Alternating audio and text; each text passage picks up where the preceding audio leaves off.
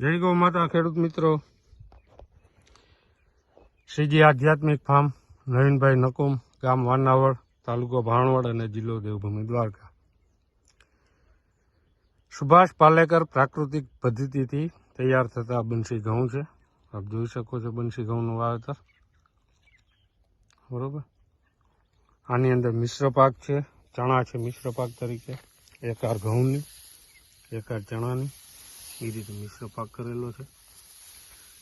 પાયામાં ઘનજીવામૃત નાખેલું છે, બીજામૃતથી બીજ સંસ્કાર કરેલા છે અને બધા પાણીએ એને જીવામૃત પાવામાં આવે છે. તો આજે આપણા ઘઉંમાં જોશું કે એક આયામ બે આયામ ઓછા કરવાથી પાકની અંદર શું ફેર પડે છે. તો આપણે આ જ ક્યારામાં ઊભા છીએ.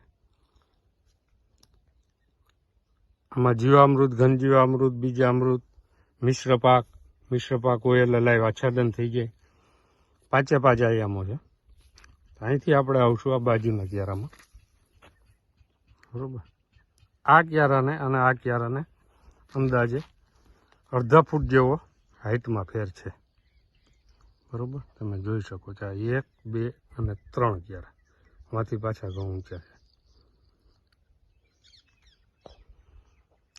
આ 3 ક્યારાની અંદર બીજ સંસ્કાર પણ કરેલો નથી અને ઘનજીવામૃત પણ આપેલું નથી. બરોબર. આનો ફરક તમને ચોખ્ખો દેખાય કે ઘઉંની ડુંડી નાની છે, ઘઉંમાં ફૂટ આવેલી નથી, આમ પારવા ઘઉં દેખાય, અને હાઈટ અડધો ફૂટ નાની છે અને ઘઉં સેજ પીળા પડી ગયેલા આપને દેખાશે. આની અંદર 2 આયામો નથી. આ 3 ક્યારાની અંદર બીજ સંસ્કાર અને ઘનજીવામૃત. બરોબર. આ 3 ક્યારા અહીંયા પૂરા થઈ ગયા. અહીંથી પણ તમને દેખાશે આ બીજ સંસ્કાર વગરનો છે અને આ પાંચે પાંચ આયામવાળો છે. બરોબર. તો આ પાંચે પાંચ આયામવાળો ક્યારો છે તો આમાં ફૂટ પણ ઘઉંમાં જાજી છે. બરોબર. મિશ્ર પાક તરીકે આમાંય ચણા છે, ફૂટ જાજી છે, ડુંડી મોટી છે. બરોબર. હવે આ 3 ક્યારા આપણે અહીં પાછા મૂકી દે એટલે અહીં એક ચોથો ક્યારો આવશે. આ ક્યારો, આ ક્યારામાં તમે જોઈ શકો છો થોડોક ફેર દેખાય છે. આ ઘઉંને અને આ ઘઉંને આમાં ઓનલી ફોર એક બીજ સંસ્કાર કરેલું નથી બીજામૃતથી આ એક ક્યારામાં. બરોબર. તો આની અંદર પણ જોઈ શકીએ છીએ કે આમાં પણ આપણે ડુંડી નાની છે ઘઉંની. બરોબર.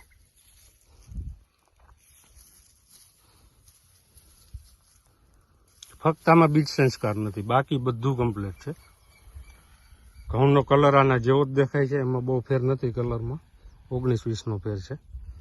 પણ ડુંડીની સાઈઝ નાની છે અને ફૂટ ઓછી છે ઓલા ઘઉં કરતાં. બરાબર.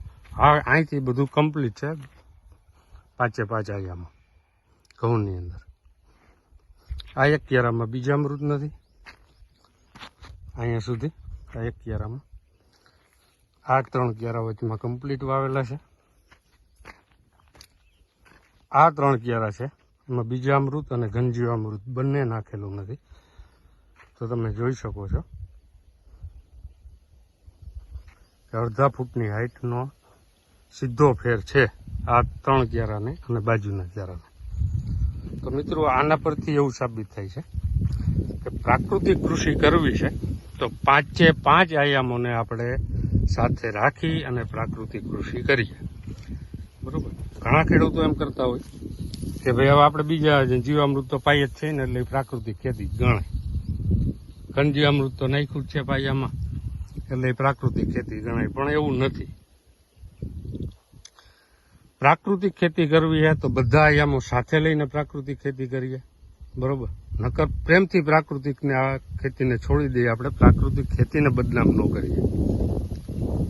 જી પાલેકરજી ગુરુજી આપણે પાંચે પાંચ આયામો આપ્યા છે, એ પાંચે પાંચ આયામોને સાથે લઈ અને ખેતી કરીએ તો આપણે ખેતીમાં 100% સફળ થશું.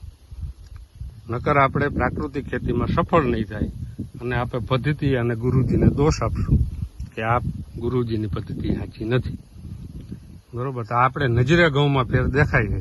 બરોબર. કોઈને ફોન કરવો હોય તો ફોન કરી શકે છે. મારા મોબાઈલ નંબર છે 9624584418 અને કોઈને મારા ફાર્મ ઉપર આવી અને જોવું હોય તો લાઈવ જોઈ શકે છે. હજી ઘઉં કાચા છે, 1 મહિનો દિવસ હજી પાકા ઉભવાના છે. 1 મહિના દિવસની અંદર આવી અને જોઈ શકે. હજી પણ આ પણ ક્યારાઓનો અલગ અલગ વાઢી અને અલગ અલગ એને કાઢવામાં આવશે કે આની અંદર ઉત્પાદનમાં કેટલો ફેર પડ્યો છે, જીવામૃત ઘનજીવામૃત વગરમાં, ખાલી બીજામૃતનો પટ આપેલ નથી એમાં કેટલો ફેર છે, અને બધા 5 આયામો કરેલા છે એની અંદર કેટલો ફેર છે. આ પણ આપણે ઘઉં નીકળશે ત્યારે બતાવવામાં આવશે કે અંદાજે 5 બાય 5 મીટરનું આપણે લેશું કે એની અંદર કેટલું ઉત્પાદનમાં ફેર પડે. બરોબર. તો બધા ખેડૂત મિત્રોને મારી ખાસ વિનંતી છે કે 5 આયામો સાથે લઈ અને પ્રાકૃતિક ખેતી કરીએ. અસ્તુ. જય ગૌ માતા.